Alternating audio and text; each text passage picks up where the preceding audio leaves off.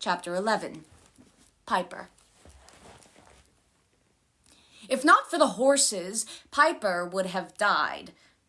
Jason and Percy charged each other, but Tempest and Blackjack balked long enough for Piper to leap out of the way.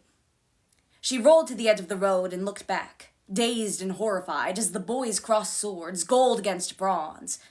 Sparks flew, their blades blurred, strike and parry, and the pavement trembled. The first exchange took only a second, but Piper couldn't believe the speed of their sword fighting. The horses pulled away from each other, Tempest thundering in protest, Blackjack flapping his wings. "Stop it!" Piper yelled. For a moment, Jason heeded her voice. His golden eyes turned toward her, and Percy charged, slamming his blade into Jason. Thank the gods, Percy turned his sword. Maybe on purpose, maybe accidentally. So the flat of it hit Jason's chest, but the impact was still enough to knock Jason off his mount. Blackjack cantered away as Tempest reared in confusion. The spirit horse charged into the sunflowers and dissipated into vapor. Percy struggled to turn his Pegasus around. "Percy!" Piper yelled. "Jason's your friend! Drop your weapon!" Percy's sword arm dipped. Piper might have been able to bring him under control, but unfortunately Jason got to his feet. Jason roared. A bolt of lightning arced out of the clear blue sky. It ricocheted off his gladius and blasted Percy off his horse. Blackjack whinnied and fled into the wheat fields. Jason charged at Percy, who was now on his back, his clothes smoking from the lightning blast. For a horrible moment, Piper couldn't find her voice. Gaia seemed to be whispering to her, "You must choose. Why not let Jason kill him?" "No!" she screamed. "Jason, stop!" He froze, his sword 6 inches from Percy's face. Jason turned, the gold light in his eyes flickering uncertainly. "I cannot stop. One must die." Something about that voice. It wasn't Gaia. It wasn't Jason. "Who are you?" Piper demanded. Jason's mouth twisted in a gruesome smile.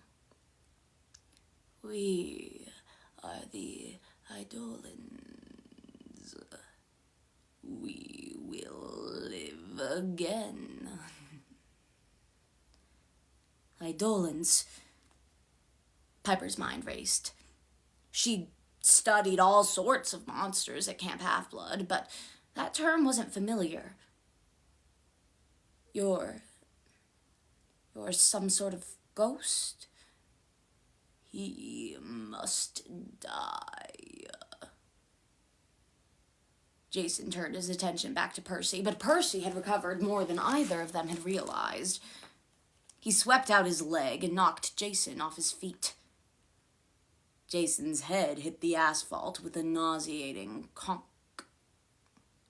Percy rose. "Stop it!" Piper screamed again, but there was no charm speak in her voice. She was shouting in sheer desperation. Percy raised Riptide over Jason's chest. Panic closed up Piper's throat. She wanted to attack Percy with her dagger, but she knew that wouldn't help. Whatever was controlling him had all of Percy's skill. There was no way she could beat him in combat. She forced herself to focus. She poured all her anger into her voice. "Eidolon, stop!" Percy froze. "Face me," Piper ordered. The son of the sea god turned. His eyes were gold instead of green, his face pale and cruel, not at all like Percy's. You have not chosen, he said. So this one will die. You're a spirit from the underworld, Piper guessed. You're possessing Percy Jackson, is that it? Percy sneered. I will live again in this body. The Earth Mother has promised.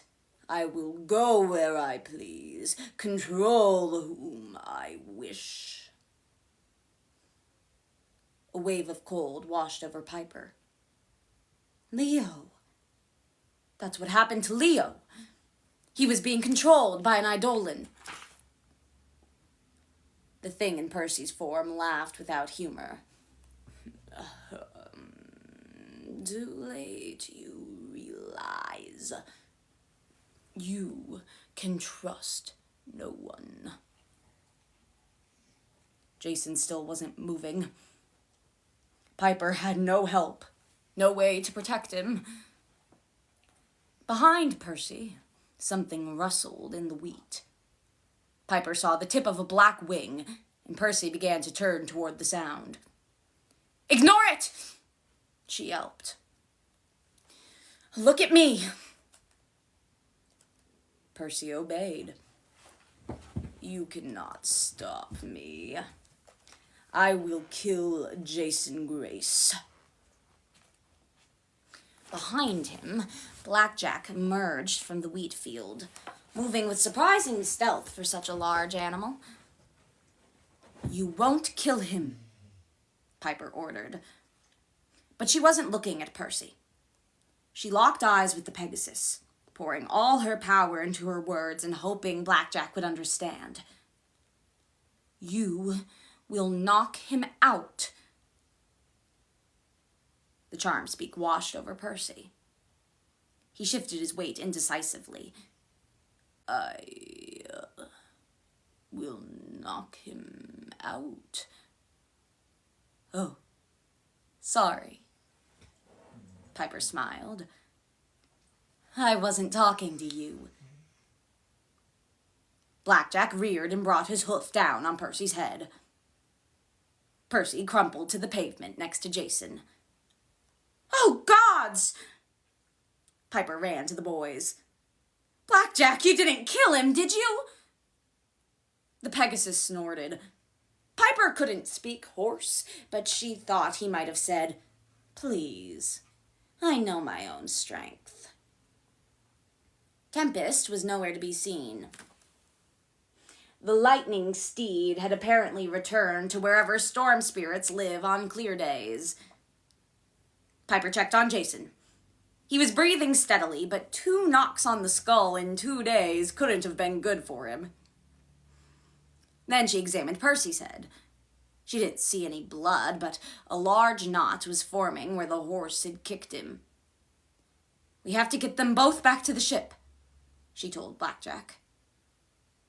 The Pegasus bobbed his head in agreement. He knelt to the ground so that Piper could drape Percy and Jason over his back. After a lot of hard work, unconscious boys were heavy. She got them reasonably secured, climbed onto Blackjack's back herself, and they took off for the ship.